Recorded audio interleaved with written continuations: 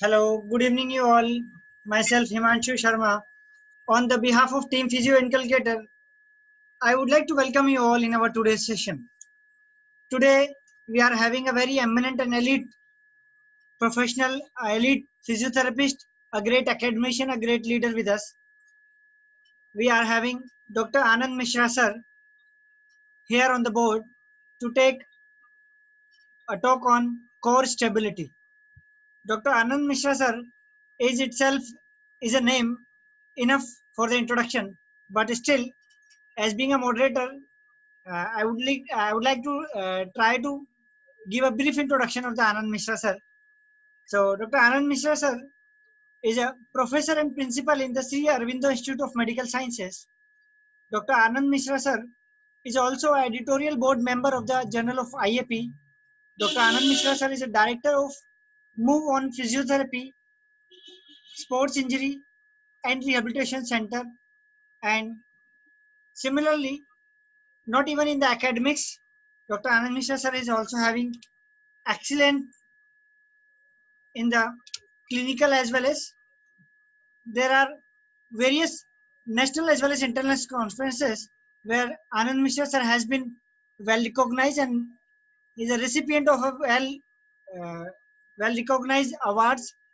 So Dr. Anand Mishra sir is a recipient of the Physio State Excellence Award, Physio Leadership Award, Best Academician Award, as well as the Physio Ratna Award in the various international and national conferences.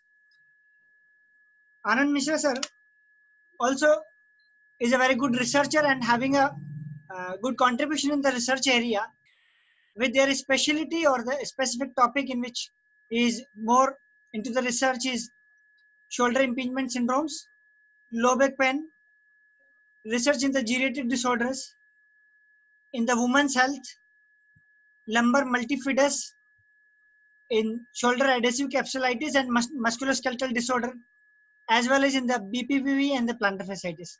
And there are various other areas in which Sir has contributed a lot in the research as well. Sir is the main of excellence. We would say there are very few people in this era who's having value and discipline as well. Dr. Anand Mishra sir is having a huge experience of clinical as well as apart from the academics and the research. He is having a great experience of working in the very multinational hospitals of the country. He has been contributed a lot as being a clinician also in the past of his life, and he is a great clinician as well. So from the core of my heart, I would like to welcome you, sir, on the board. We are really grateful to you that you have spared the time to share your precious knowledge with us. As being a principal of a esteemed university, esteemed college, you are so busy. Still, you have made the time to spare to share your knowledge with us. So we are really grateful to you, sir, and we are feeling much honored to have you on the board with us. Most welcome to you, sir. Thank you, Himanshu. Thank you very much. Thank you, sir. Thanks a lot. Good evening. Very good evening to all of you. My seniors, teachers, my students, and my friends. First of all, I would like to extend my sincere thanks to Dr. Himanshu and team of Physio Inculcator for starting such a wonderful webinar series to share our knowledge in this COVID pandemic.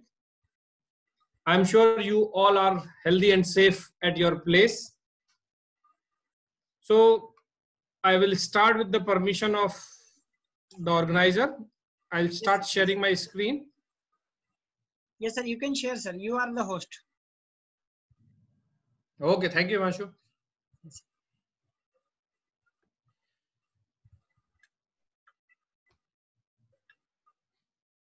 So today's my topic is core stability. You must be listening this word core from your parents, your seniors. So everywhere core is very important. Core values are important. So similarly, core stability is very important in physiotherapy or for the body. Before I start my topic on core stability, I would like to extend my sincere thanks to our heroes, healthcare professionals, those who are working in these adverse conditions of corona pandemic and serving to the humanity. My salute to all of them. A quote, I'll start my topic with a quote which says that a strong core will improve your technique, strength, stamina, and it complements your everything you do. So the core values are very important. Similarly, core strength is very important for the body, which helps in improving your technique, strength, and stamina. Today's my topic is going to cover what exactly is a core, the brief anatomy of the core muscles, how to assess those core muscles, and how these core are associated with your performance. Because nowadays, this is the era of sports, where sports is not only a leisure activity, it is a multi-millionaire dollar commodity, where crores of rupees or crores fund is being there apart from your image or prestige. And the last one will be the core training, how to train your core. Can you imagine your body without any single muscle? What will happen? If nothing is there, you will collapse. You will not be having your sitting posture, you will not be having your standing posture, you will not be having a walking posture. The way this photograph is showing, you won't be able to be in this position because it is not being supported by anything. So to give your body a shape and a stabilization factor, our body, this skeletal is being surrounded by various muscles that you can see in these photographs. So there are numerous muscles which are supporting your body to give a shape and a position. Imagine when you are standing and somebody comes and all of a sudden push you. What will happen? Your whole body or anti-gravity muscles contract to save you from falling down. Considered as a core, though core is basically a group of 29 muscles, but if you so let's have a task. You keep your one hand on your back, on your paraspinal muscles, and try to raise your other hand slowly, connecting to the spinal processes or vertebrae, so that they will be fixed and your posture is being maintained. These muscles are the more important muscles. Usually what we do, we talk about the bigger muscles, but these small muscles are also important, which stabilize your spine. There are very many terms which are being used interchangeably regarding the core step. Some is about the core strength, some talk about core training, some are talking about lumbar stabilization or a spine control. So if I try to define core, very roughly I can say the areas between diaphragm and pelvic floor are being considered as a core, which join your upper body from the lower body.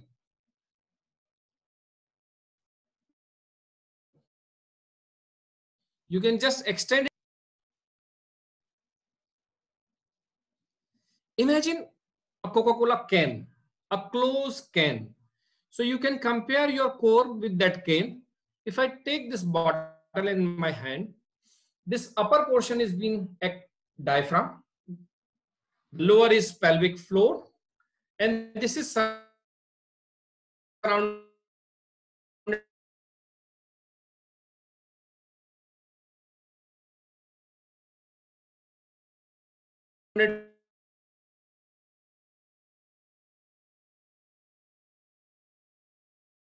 by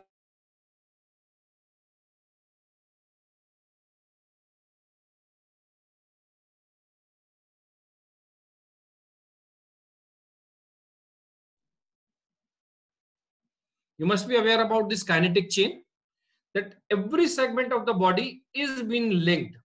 Cervical spine has been linked with thoracic spine, which is in further linked with the sacroiliac joint, hip joint, knee joint, foot.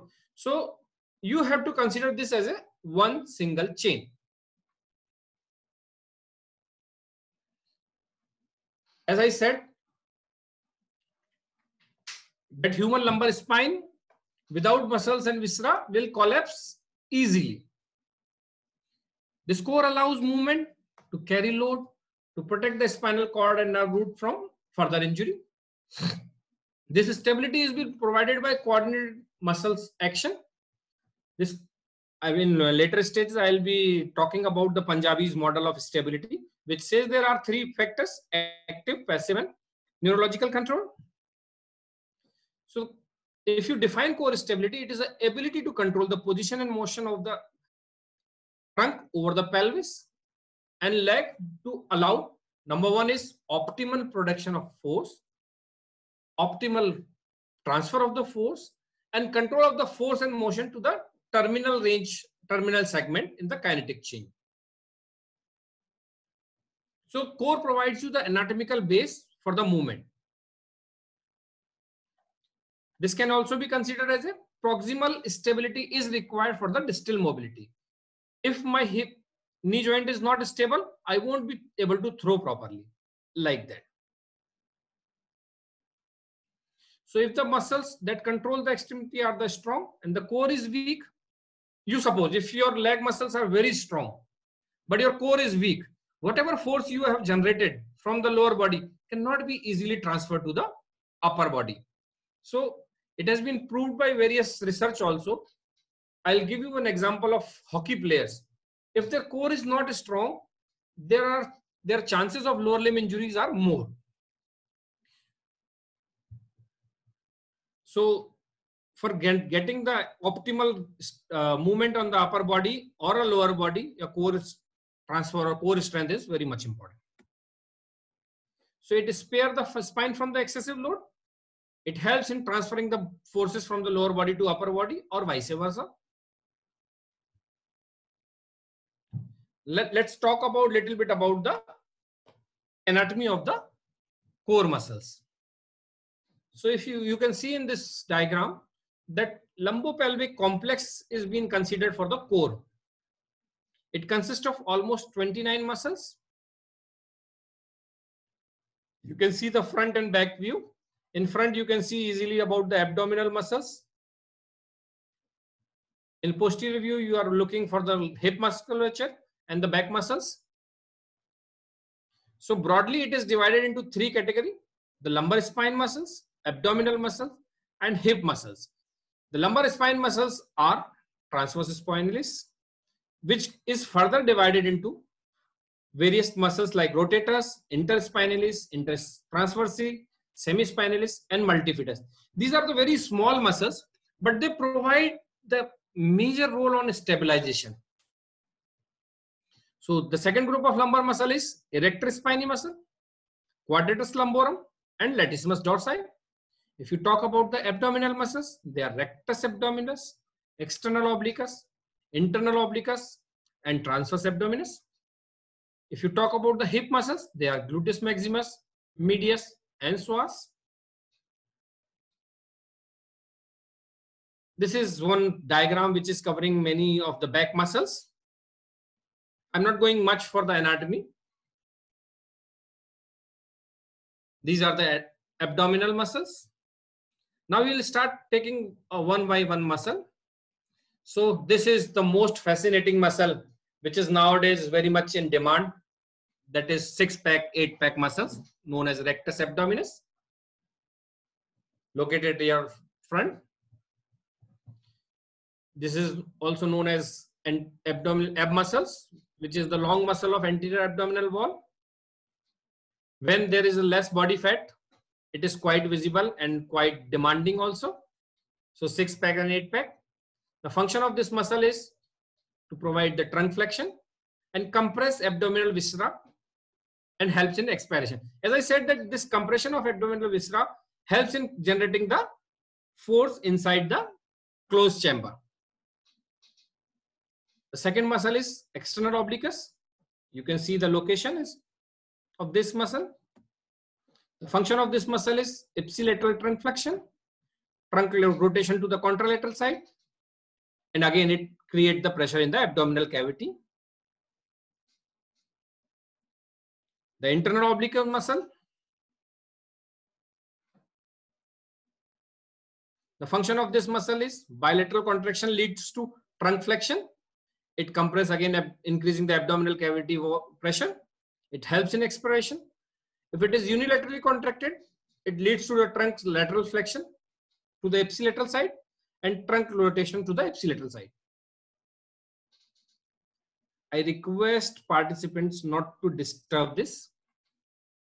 The internal abdominal oblique muscle is a broad muscle which found on the lateral side of abdomen, going from superficial to deep. So this is transverse abdominis muscle.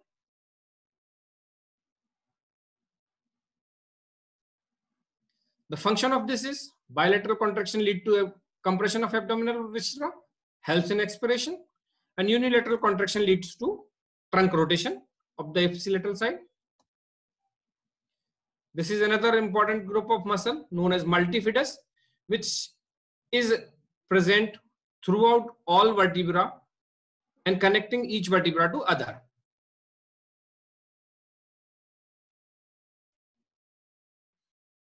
This is a triangular muscle that along with the semispinalis and rotator comprises the transverse spinal